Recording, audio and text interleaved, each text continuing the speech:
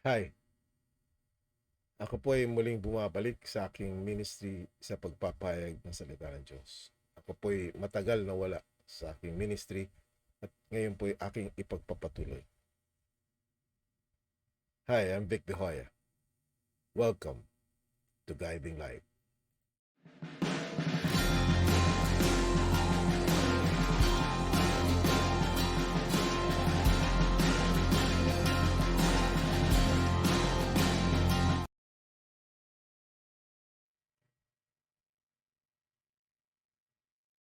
Ang ating pong tema sa bagong serye, ating umpisan, ay ang banal na spirito sa iyo.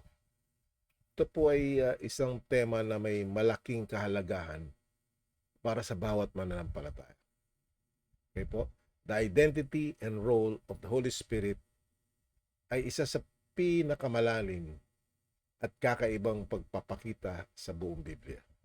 Sa pamamagitan nito, natatanggap natin ang isang uri ng kaalaman na hindi natin maaring makuha sa anumang ibang paraan. Ulitin ko po.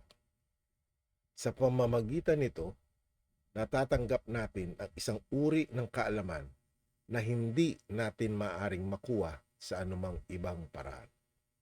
Isa sa mga lubos na mahalagang pagpapakita ng Biblia ay ang kalikasan ng Diyos. Inilalarawan ng Biblia ang isang hiwaga na hindi natin malalaman sa pamamagitan ng anumang ibang source. Ang hiwaga ay na ang Diyos ay iisa, ngunit higit sa isa. Ulitin ko po. Ang hiwaga ay na ang Diyos ay iisa, ngunit higit sa isa. Na ang Diyos ay tatlong persona, ngunit iisa pa rin ang Diyos. Ang tatlong persona na ibinunyag sa kasulatan ay ang Ama, ang Anak, at ang Banal na Espiritu. Ang aking mga pahayag po ay tatalakayin ko ang tungkol sa Banal na Espiritu. Una sa lahat, dapat nating malaman na ang Banal na Espiritu ay isang tao, tulad ng Ama at ng Anak. Medyo madali para sa atin isipin na ang Diyos Ama at Diyos Anak ay mga tao dahil katulad nila tayo. Pero ang pag-unawa na ang Banal na Espiritu ay isang tao ay maaaring hindi agad maliwanag. Gayunpaman, malinaw na ipinapakita ito ng Biblia. Sa tulong ng Banal na Espiritu, ang Diyos ay napakatalino at palaging naroon. Ngayon po, yan ay mga malalalim na salita. Gawin nating simple. Okay? Ang maging omniscient ay nangangahulugang alam ng Diyos ang lahat ng bagay. At kapag sinabi nating omnipresent, ibig sabihin, naroon siya sa lahat ng dako at oras. Kaya sa madaling salita, sa pamamagitan ng Banal na Espiritu, alam ng Diyos ang lahat at naroroon siya sa lahat ng lugar, sa lahat ng oras. This is explained in the different parts of the Bible. For example, in Jeremiah chapter 23, verses 23 to 24, the Lord says, and I read, "Am I a God near at hand, says the Lord, and not a God afar off? Can anyone hide himself in secret places, so I shall not see him, says the Lord? Do I not feel heaven and earth, says the Lord?" Akin pong itatranslate sa Tagalog. Sabi po sa Jeremiah chapter 23 verses 23 to 24, ang salita ng Diyos version. "Ako ay Diyos na nasa lahat ng lugar at hindi nasa iisang lugar lamang.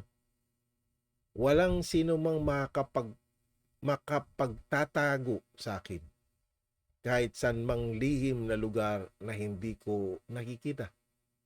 Hindi niyo ba alam na ako'y nasa langit nasa lupa at kahit saan? Ako ang Panginoon ang nagsasabi nito. So tandaan ang huling pahayag na yun. It says, God fills heaven and earth. Wala ni isang lugar kung saan hindi naroon ang Diyos. Wala ni isang lugar na hindi alam ng Diyos ang mga bagay na nangyayari. Ito'y maganda at masusing ipinalalabas sa mga unang talata ng awit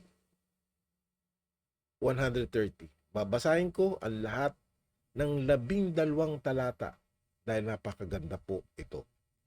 Akin pong sasabihin sa Tagalog version ang salita ng Diyos. In Psalms 139 verses 1 to 12. At ito po ang pagbabasa. Panginoon, sinisiyasat niyo ako at kilalang kilala. Nalalaman niyo kung ako ay nakaupo o nakatayo. Kahit na kayo ay nasa malayo, nalalaman niyo ang lahat ng aking iniisip. Nakikita niyo ako habang nagpapahinga o nagtatrabaho. Ang lahat ng ginagawa ko ay nalalaman ninyo. Panginoon, hindi pa man ako nagsasalita, ay alam niyo na ang aking sasabihin.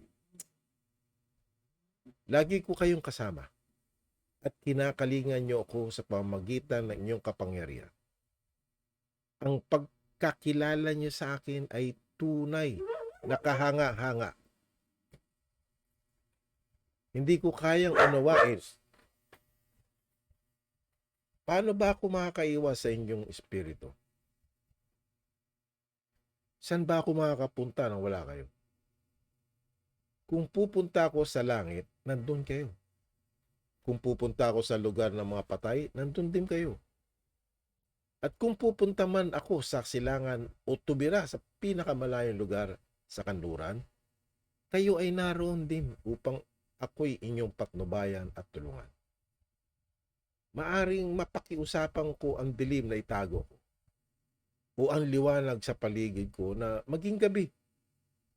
Kaya lang, kahit ang kadiliman ay hindi madilim sa inyo, Panginoon, at ang gabi ay parang araw, dahil para sa inyo, pareho lang ang dilim at liwanag.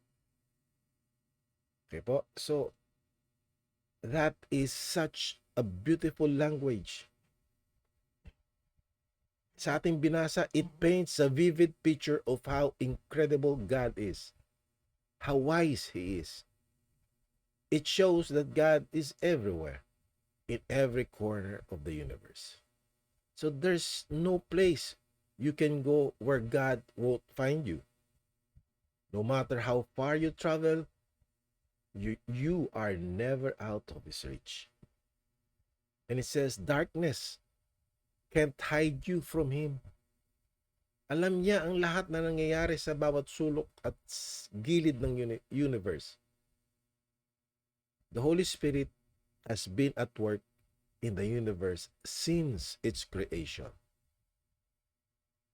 This is illustrated in Psalms chapter 33 verse 6, which describes the process of creation. And I read Psalms chapter 33 verse 6, New King James Version. And it says, by the word of the Lord the heavens were made, and all the host of them by the breath of His mouth. The English translation uses the word breath. The Hebrew word used is spirit. So it can be understood as, by the word of the Lord the heavens were made, and by the spirit of His mouth all their hosts. Ibig sabihin, ang dalawang pangunahing elemento sa paglikha ng buong universe ay ang salita ng Panginoon at ang Espiritu ng Panginoon o ang banal na Espiritu.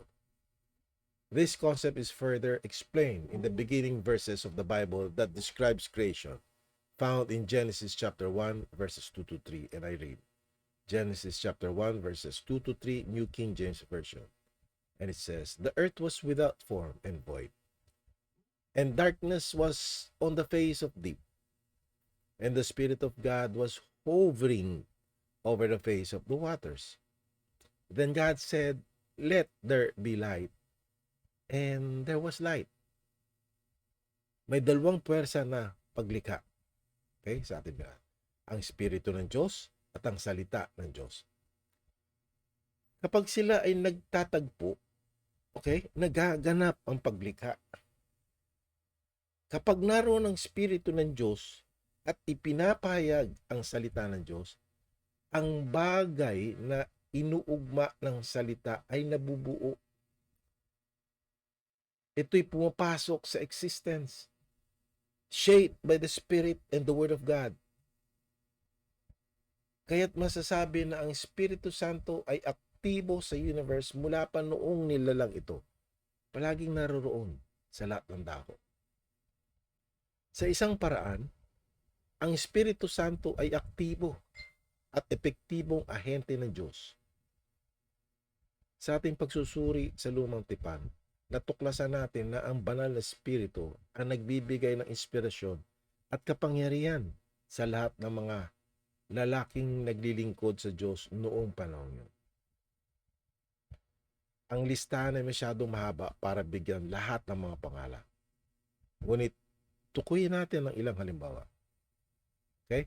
The first person, interestingly enough, is Bezalel, the man who designed and created all the furniture for the ark and for the tabernacle of Moses. This is what it says in Exodus chapter 31 verses 2 to 3, where the Lord is speaking. And it says, Exodus chapter 31 verses 2 to 3, New King James Version. "See, I have called by name Bezalel, the son of Uri, the son of Hur, of the tribe of Judah, and I have filled him with the Spirit of God, in wisdom, in understanding, in knowledge, and in all manner of workmanship." Ang Diyos, ang Espiritu ng Diyos sa loob ni Bezalel ang nagbigay sa kanya ng kakayanang lumikha ng kahangahangang gawain. Ang bagay na nag-strike sa akin ay siya ang unang lalaki na binanggit sa kasulatan na pinuno ng Espiritu ng Diyos. At ang bunga nito sa kanyang kaso ay ang kasaysayan sa paggawa ng mga bagay. It really emphasizes the high value of craftsmanship. Di po ba?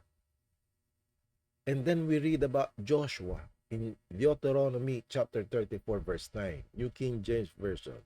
And it says, "Now Joshua, the son of Nun, was full of the spirit of wisdom, for Moses had laid his hand on him. So the children of Israel heeded him," si Joshua po, "and did as the Lord had commanded Moses." He was the exceptional military commander who conquered the promised land, and his success was attributed to being filled with the Spirit of God. Then we go to Judges. We come to Gideon in Judges chapter 6 verse 34, New King James Version. And it says, "But the Spirit of the Lord came upon Gideon. Then he blew the trumpet, and the Abiezrites gathered before him." Gideon became a powerful leader because the Spirit of the Lord came upon him. Prior to that, he was a timid young man, hiding at the winepress, incapable of taking effective action. However, the Spirit of God transformed him. And then we read about David, the great king and also the great psalmist in 2 Samuel chapter 23 verses 1 to 2. This is what David says. 2 Samuel chapter 23 verses 1 to 2, New King James Version. And it says, "Now these are the last words of David. Thus says David, the son of Jesse. Thus says the man raised up on high, the anointed of the God of Jacob, and the sweet psalmist of Israel. The Spirit of the Lord spoke by me, and his word was on my tongue." Okay? Notice again the Spirit of God and the Word of God.